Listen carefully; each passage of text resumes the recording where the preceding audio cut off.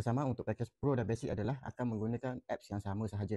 Dan jika daftar sahaja, saya akan bagi apps sahaja dan install dekat telefon anda sendiri. Dan jika daftar dan beli sekali dengan mesin top up ni, akan dapat mesin top up dan apps top up. Dan kalau beli sekali dengan mini printer, automatik akan dapat apps top up dan juga mini printer. So, apa perbezaan untuk package Pro dan Basic adalah, perbezaan pertama adalah untuk package Pro jual top up keuntungan yang tinggi berbanding package Basic. Dan untuk pembayaran bil, package Pro ada profit, tetapi untuk package Basic dia tak ada apa-apa keuntungan. Dia boleh bayar bil tapi tak ada apa-apa keuntungan.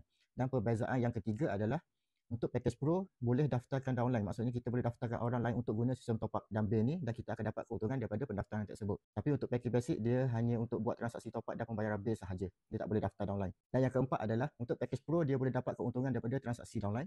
Tapi untuk package Basic dia tak ada komisen daripada transaksi downline. Dan yang kelima adalah package Pro sahaja dia boleh jual mesin top up dan dapat komisen sebanyak RM50, dan jual mini printer dia akan dapat komisen sebanyak RM20. Untuk package Basic dia tak boleh jual mesin top up ataupun mini printer. So itu perbezaan untuk package Pro dan Basic.